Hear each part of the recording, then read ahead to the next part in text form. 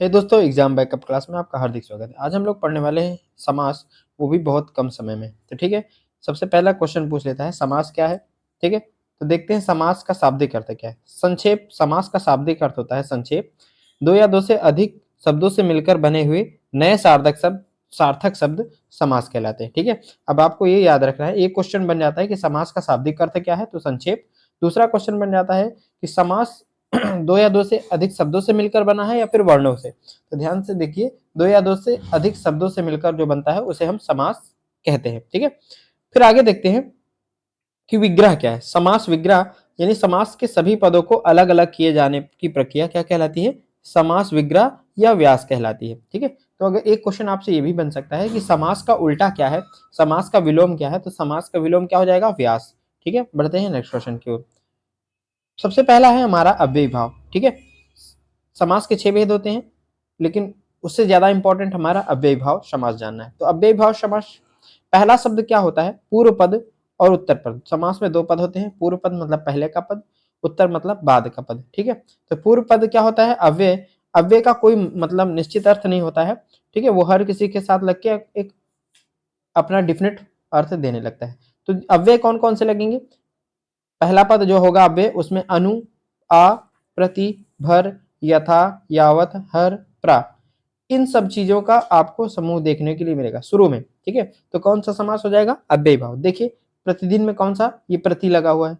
यथा संभव में यथा लगा हुआ है। हाथों हाथ, ध्यान दीजिए, 2 बार वर्ड अगर आया हुआ है, हाथों हाथ, दिनों दिन, रातों रात, तो वहां पे भी अव्ययी भाव समास होता है। ठीक है, आजन्म, आमरण, प्रत्येक में प्राय आया है, बीचों बीच मतलब एक ही वर्ड 2 बार आया, बीच में योजक चिन्ह लगा है, तो वहां पे कौन सा समास, अव्ययी भाव। ध्यान दीजिएगा, योजक चिन्ह कहीं पे और भी लगता है, जैसे कि द्वंद्व समास में, लेकिन उसमें एक विलोम होता है। ठीक है, लेकिन अगर सेम वर्ड आ जाए तो वो कौन सा समास होगा, अव्ययी भाव। बढ़ते हैं आगे की ओर। दूसरा है तत्पुरुष समास। चलिए, क्या होता है, जिस समास में बाद का या उत्तर पद, बाद का पद या उत्तर पद प्रधान हो, ठीक है, उनके बीच कारकों का संबंध हो, वो कौन सा समास होता है, तत्पुरुष समास। देखिए, तत्पुरुष समास के कई भेद होते हैं। ठीक है, तो यानी तोड़ने पे पहला पद क्या होगा और दूसरा पद क्या होगा, दूसरा पद जो होगा हमारा प्रधान होगा।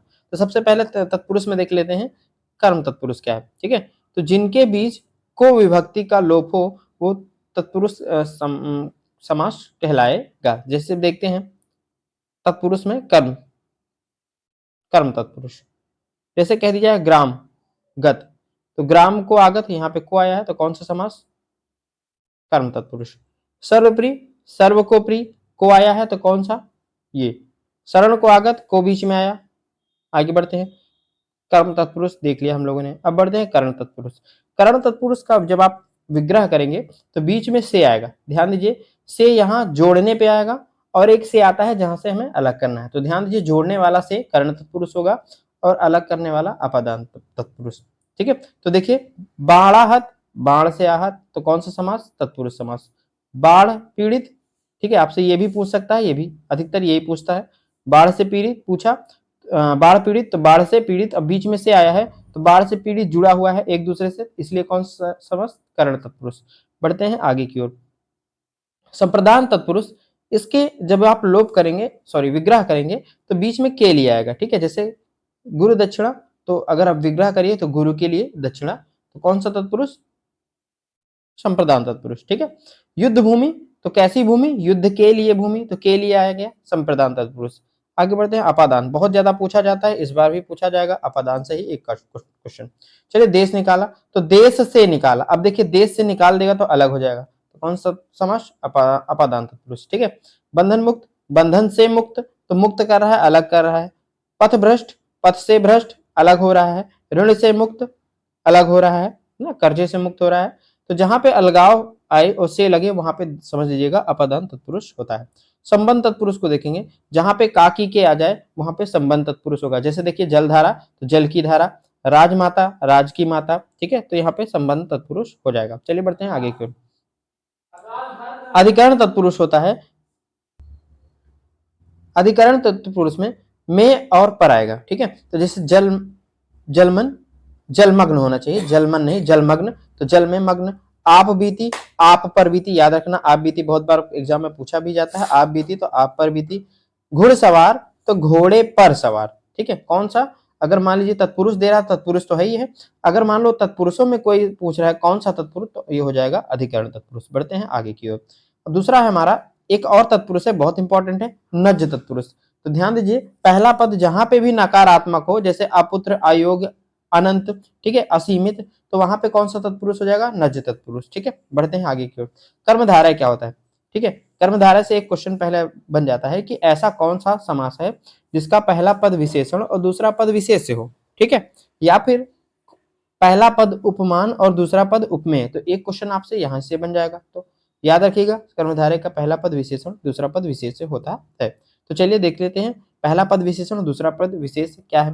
तो विशेषण जो विशेषता बताता हो, विशेष जिसकी विशेषता बताई जा रही हो, ठीक है। तो जैसे पहला, जैसे मान लो आपको आ गया कमल नयन, तो हम लोग देखते हैं जैसे पहला पद विशेषण और दूसरा पद विशेष होगा, जैसे कमल नयन, ठीक है, कमल नयन। तो कमल क्या है हमारा, ये विशेषण है, विशेषता बता रहा है किसके समान नयन है, नयन के, ठीक है। मतलब कमल जो चरण है वो किसके समान है, नयन के, ठीक है। तो विशेषता, पहला विशेषण दूसरा विशेष बिल्कुल पकड़ लेंगे।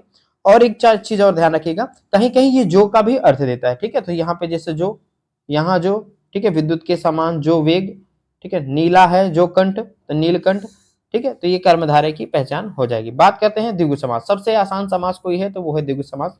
इसमें सबसे पहला पूर्व पद ही संख्यावाची हो जाएगा, ठीक है, मतलब संख्या बताएगा। जैसे सप्त टापू, इधर इधर वाला नहीं देगा, आपको देगा सप्त टापू, तो सप्त मतलब होता है सात टापू, ठीक है। तो सात दे दिया, संख्यावाची हो गया, द्विगु समास समझना। तिरंगा, तीन रंगों वाला, ठीक है, तीन रंगों का समूह, तीन रंगा, तीन आ गया तो द्विगु समास। त्रिभुज कौन सा समास, द्विगु समास। त्रिकाल कौन सा समास, द्विगु समास। दोपहर, दो पहर, तीन पहर, चार पहर, तो कौन सा समास, द्विगु समास। सप्तऋषि सात दे रहा है, नवरत्न नौ दे रहा है, तो यहाँ पे द्विगु समास हो जाएंगे। बढ़ते हैं आगे की ओर। द्वंद्व समास कह रहा है, एक क्वेश्चन इसमें बन जाता है कि जब दोनों पद प्रधान हो, ऐसा कौन सा समास है जिसके दोनों पद प्रधान है, तो वो होगा द्वंद्व समास। याद रखना, दोनों पद प्रधान होते हैं और इनके बीच में योजक चिन्ह लगा होता है, ठीक है। ध्यान दीजिए, योजक चिन्ह बहुब्री में भी लगा होता है, लेकिन दोनों समान होते हैं फिर, ठीक है। पूर्व पद और उत्तर पद दोनों समान, जैसे दिन और दिन, ठीक है, लेकिन यहाँ पे दोनों समान नहीं होंगे, ठीक है। और ये जो योजक चिन्ह है वो हटके और का अर्थ देगा। जैसे दाल रोटी है तो योजक चिन्ह हटेगा तो ये और देगा, दाल और रोटी। माता डैश पिता, तो माता और पिता। राधा कृष्ण, राधा और कृष्ण। नर और नारी, नर नारी, ठीक है। तो ध्यान देना, योजक चिन्ह हटके और का चिन्ह देगा और दोनों सेम नहीं होंगे। अगर सेम हो गए तो वो बहुब्री समास हो जाएगा, सॉरी अव्ययी भाव समास हो जाएगा। बढ़ते हैं आगे की ओर। बहुब्री समास, सबसे पहला बहुब्री में पूछता है कि ऐसा कौन सा समास है जिसका कोई पद प्रधान नहीं होता, यानी तीसरा पद प्रधान हो जाता है, ना पूर्व पद ना उत्तर पद हटके तीसरा पद प्रधान हो जाता है, बहुत ज्यादा पूछा जाता है। तो ऐसा समास है बहुब्री समास, ठीक है। बढ़ते हैं, क्या इंपॉर्टेंट है, तो ध्यान दीजिए, अगर कहीं पे किसी की आपको पर्यायवाची मिल जाए, ठीक है, तो समझ जाना वो बहुब्री समास ही होता है, ठीक।